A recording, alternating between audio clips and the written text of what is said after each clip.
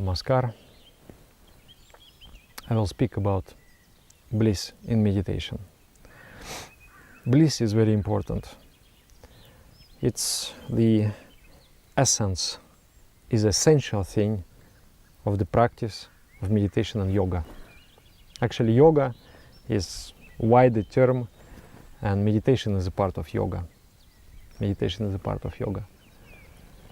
So we start practicing yoga, and many times we feel good, we feel wonderful, we feel also some magical moments are there.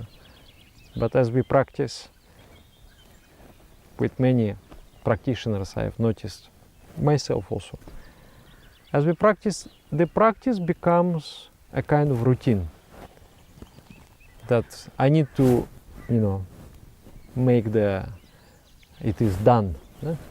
I've done. So I practice. Some people practice twice a day. Some people practice 4 times a day. It's good. There are many benefits. You are focusing your mind, you are cleansing your mind.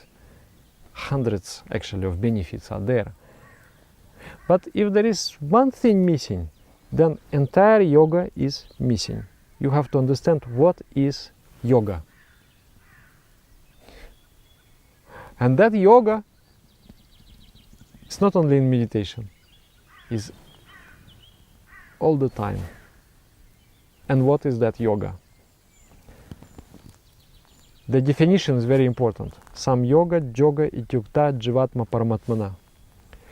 The unification of unit soul, individual soul, with cosmic soul is yoga. So 2 souls have to become one. That is yoga. Is there yoga in our life? There is. And that without yoga, there is no satisfaction. When I talk to a person, if I talk and the person listens, I feel satisfaction. When I look at someone and someone looks at me, and there is this recognition, I recognize you, I recognize your thoughts, I recognize your attention, and you also recognize me. So at that moment when the 2 attentions, 2 recognitions, they meet each other, there is a magical moment. There is a transmission of information and the transmission of energy. And you feel deeply satisfied when this have happened. These studies, the doctors, they study what is the secret of longevity. Why people live long? Okay, one thing that you eat proper food. Another thing is that you do moderate labor. Another thing is that you don't smoke, don't drink, these kind of things. But these things, they are somewhere down in the list. Do you know what is the first and foremost? And first and foremost is yoga. In the sense of connection. If you feel connected to other people,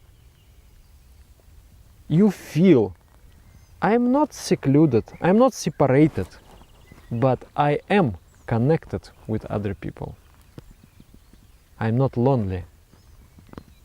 Other people recognize me, I recognize them. There is this connection. There is yoga. Then you are happy, and then you're going to live long life. That's the thing. That's interesting. It's just, I'm talking something else, but this came out. So this connection is very important. In our world, there are 2 ways to look at the world. One is objective way. I look at the objects around me. There are 2 types of objects. External objects, which is like trees and sky and the mountains and stones and the road. These are external objects. Then there are internal objects, my thoughts. So that is objective world. External objective, internal objective. And then there is a subjective part, subjective counterpart of all of it. Is my soul. And it is your soul. Actually, why I started this topic, I was walking in the forest and I remembered some poetry from one Russian poet. His name is Pushkin. And then he is very eloquently and beautifully described a very magical fairy tale atmosphere. And in Russian fairy tales, there is one kind of character. It is a house which stands on the chicken legs. It's a house. Can you imagine the house? You can Google it out. The house standing on the chicken legs. And that it doesn't have doors and windows. Only one door, one window. So the prince comes to that house and then he says, house, house, house, house, turn backside to the forest and front side to me. Oh house, turn to me. That's interesting. I was thinking of such a peculiar image. Such a peculiar image. A house standing on the chicken legs, and then there is one kind of witch living there, and her name is like Baba Yaga in Russian fairy tales. And she's normally portrayed as an evil kind of creature. But it sounds good to me. Baba Yaga is like almost Baba Yoga, no? And so let's imagine that she's not evil, she's nice. So it's all about unification, it's all about connection. I don't know, maybe something wrong went as this fairy tale was passed from generation to generation, maybe some glitch has happened.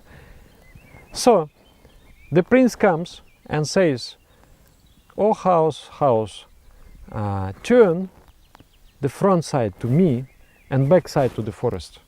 It's interesting, it's the way also. Not only turn to me, but turn your back side to the forest and the front side to me. So then I thought about it. I thought, wow, this somehow is a very illustrative to meditation. What is happening in meditation? In meditation, you have to turn your back to the external world and to your thoughts. I don't see, I don't hear, I don't feel. What I do? I exist. In that existence, I recognize the divinity looks at me. I don't know if it is understandable or not what I'm saying. Okay, I'm coming now to the point, how to make meditation good. Meditation, the essence of meditation, is not exercise. No, this is not exercise. Okay, it is exercise, but that is not the essence. It is really the external part of yoga. It's just like a bottle. But water in the bottle, it's not exercise. If there is a bottle but there is no water, it's quite useless. So if there is an exercise but there is no essence, then it is not yoga. It's an empty bottle. Yoga means connection.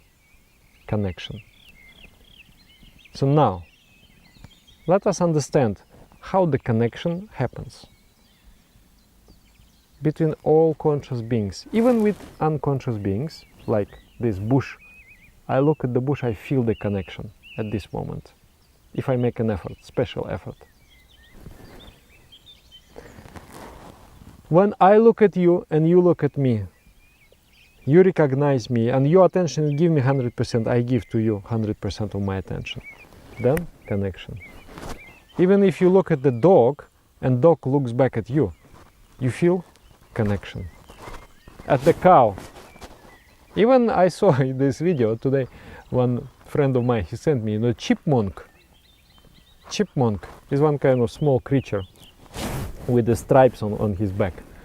So that chipmunk made friends with one girl, and then she was giving the nuts to him, and that even that chipmunk, he looks at her and she looks at him, and there is some recognition, there is some connection.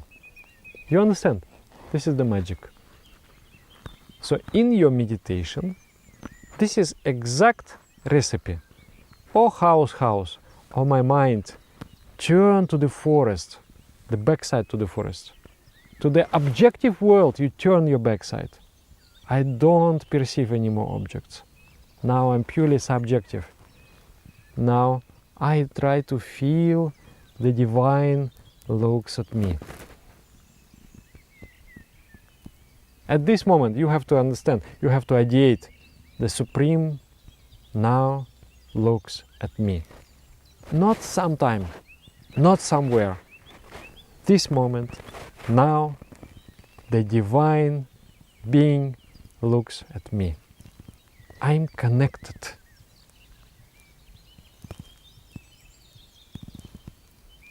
Feel the sacredness of moment. Feel the sacredness of this connection. And this is yoga. This is essence. Everything else is a shell, is just a package. But this connection is the real thing. So some people think yoga is an exercise. No. Yoga is not an exercise. It is a unification. It is the connection. So one brilliant recipe for the great meditation is to feel that sacredness. Just when you sit,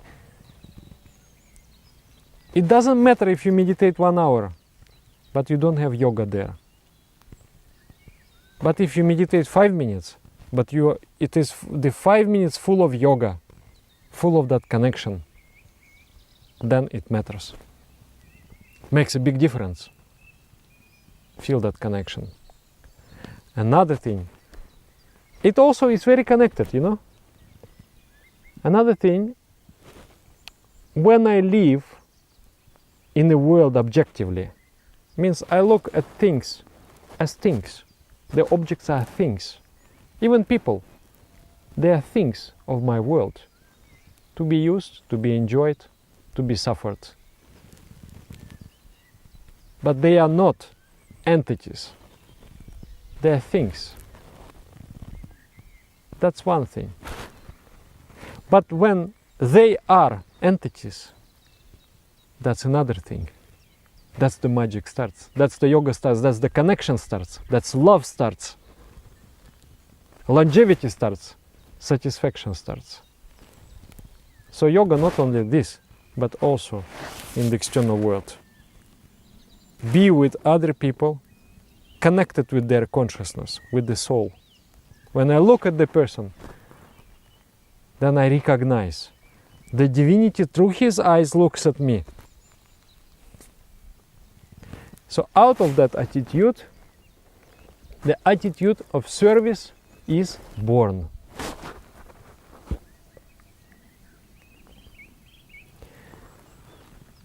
When all those things around are just things, is one thing. But then when they are entities, is another. So, and to the entities I'm connected, and to the entities I serve. That is a second secret of meditation. You sit, repeat the mantra, feel the sacredness, feel the moment that now the divinity looks at me. I'm in the presence of the divine. Not theoretically, practically at this moment right now. I'm in the presence of the divine. Then serve that divine with all the might of your soul. Repeat the mantra with the best possible love you can feel and generate.